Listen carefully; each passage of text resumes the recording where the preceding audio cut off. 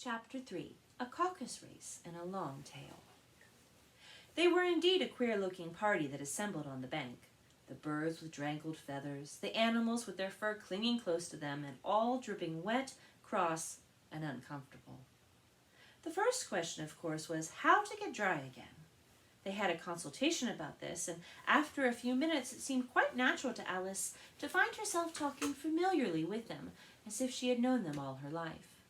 Indeed, she had quite a long argument with the Lory, who at last turned sulky and would only say, "I'm older than you and must know better." And this Alice would not allow without knowing how old it was, and as the Lory positively refused to tell its age, there was no more to be said. At last the mouse, who seemed to be a person of some authority among them, called out, "Sit down, all of you, and listen to me. I'll soon make you dry enough." And they all sat down at once in a large ring with the mouse in the middle. Alice kept her eyes anxiously fixed on it, for she felt sure she would catch a bad cold if she did not get dry very soon. "Ahem!" said the mouse with an important air. "Are you all ready? This is the driest thing I know. Silence all around, if you please. William the Conqueror, whose cause was favored by the Pope, was soon submitted to by the English, who wanted leaders and had been of late much accustomed to usurpation and conquest. Edwin and Morcar, the Earls of Mercia and Northumbria—" "Ugh," said the Lory with a shiver. "I beg your pardon," said the mouse, frowning, but very politely. "Did you speak?" Not I," said the Lory hastily. "I thought you did," said the mouse. "I proceed. Edwin and Morcar, the Earls of Mercia and Northumbria, declared for him, and even Stigand, the patriotic Archbishop of Canterbury, found it advisable—" "Found what?" said the duck. "Found it," the mouse replied rather crossly. "Of course you know what it means." "I know what it means well enough when I find a thing," said the duck. "It's generally a frog or a worm. The question is, what did the Archbishop find?" Well, the mouse did not notice this question, but hurriedly went on. "Found it advisable to go with Edgar Atheling to meet William and offer him the crown. William's conduct at first was moderate, but the insolence of his Normans— how are you getting on now, my dear?" it continued, turning to Alice as it spoke. "Oh, as wet as ever," said Alice in a melancholy tone. "It doesn't seem to dry me at all." "In that case," said the dodo solemnly, rising to its feet, "I move that the meeting adjourn for the immediate adoption of more energetic remedies." "Speak English," said the eaglet. "I don't know the meaning of half those long words, and what's more, I don't believe you do either." And the eaglet bent down its head to hide a smile. Some of the other birds tittered audibly. "What I was going to say," said the dodo in an offended tone, "was that the best thing to get us dry would be a caucus race." "What is a caucus race?" said Alice. Not that she wanted much to know, but the dodo had paused as if it thought that somebody ought to speak, and no one else seemed inclined to say anything. "Why," said the dodo, "the best way to explain it is to do it. And as you might like to try the thing yourself some winter day, I'll tell you how the dodo managed it. First, it marked out a race course in a sort of circle. The exact shape doesn't matter, it said. And then all the party were placed along the course here and there. There was no 1, 2, 3 and away, but they began running when they liked and left off when they liked, so that it was not easy to know when the race was over. However, when they had been running half an hour or so and were quite dry again, the dodo suddenly called out, "The race is over!" And they all crowded round it, panting and asking, But who has won?" The question the dodo could not answer without a great deal of thought, and it sat for a long time with one finger pressed upon its forehead, the position in which you would usually see Shakespeare in the pictures of him, while the rest waited in silence. At last the dodo said, "Everybody has won, and all must have prizes." "Oh, but who is to give the prizes?" quite a chorus of voices asked.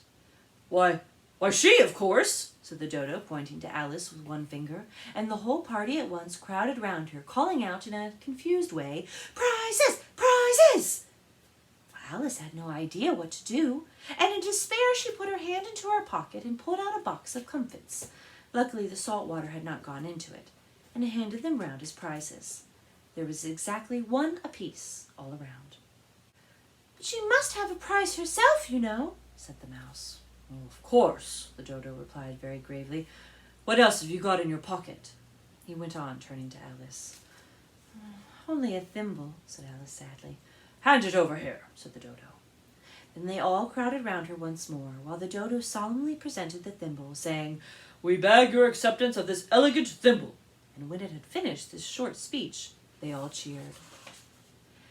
Alice thought the whole thing very absurd, but they all looked so grave that she did not dare to laugh, and, as she could not think of anything to say, she simply bowed and took the thimble, looking as solemn as she could. The next thing was to eat the comfits, and this caused some noise and confusion, as the large birds complained that they could not taste theirs, and the small ones choked and had to be patted on the back. However, it was all over at last, and they sat down in a ring and begged the mouse to tell them something more. "You did promise to tell me your history, you know," said Alice, "and why it is you hate C and D," she added in a whisper, half afraid that it would be offended again. "Oh, mine is a long and sad tale," said the mouse, turning to Alice and sighing. "Well, it is a long tale, certainly," said Alice, looking down with wonder at the mouse's tail. "But why do you call it sad?" And she kept on puzzling about it while the mouse was speaking, so that her idea of the tale was something like this. "Fury said to a mouse that he met in the house, 'Let us both go to law. I will prosecute you. Come all, take no denial. We must have a trial, for really this morning I've nothing to do.' Said the mouse to the cur, 'Such a trial, dear sir, with no jury or judge would be wasting our breath.' 'I'll be judge, I'll be jury,' said cunning old Fury. 'I'll try the whole cause and condemn you to death.'" "But you are not attending," said the mouse to Alice severely. "What are you thinking of?" "Oh, I beg your pardon," said Alice very humbly. "Oh, you had to get to the fifth bend, I think." "I had not!" cried the mouse sharply and very angrily. "Not?" said Alice, always ready to make herself useful and looking anxiously about her. "Oh, let me help undo it."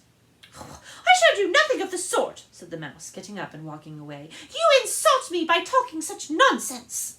"Oh, I didn't mean it," pleaded poor Alice, "but you are so easily offended, you know." And the mouse only growled in reply. "Oh, please come back and finish your story," Alice called after it, and the others all joined in chorus. "Yes, please do," but the mouse only shook its head impatiently and walked a little quicker. "Oh, what a pity it wouldn't stay," sighed the Lory as soon as it was quite out of sight, and an old crab took the opportunity of saying to her daughter, "Aye, my dear, let this be a lesson to you never to lose your temper."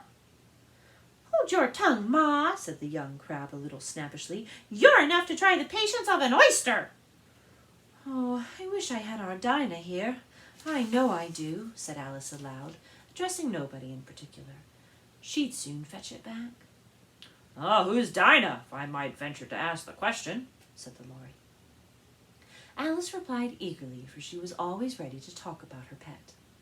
"Oh, Dinah's our cat, and she's such a capital one for catching mice. You can't think, and oh, I wish you could see her after the birds. Why, she'll eat a little bird as soon as you look at it."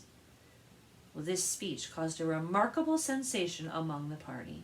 Some of the birds hurried off at once. One old magpie began wrapping itself up very carefully, remarking, "Oh, I really must be getting home. The night air doesn't suit my throat." And a canary called out in a trembling voice to its children, "Come away, my dears, it's high time you were all in bed." On various pretexts, all moved off, and Alice was soon left alone. "Oh, I wish I hadn't mentioned Dinah," she said to herself in a melancholy tone.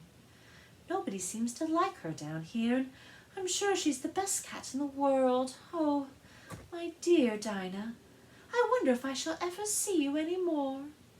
And here poor Alice began to cry again, for she felt very lonely and low-spirited.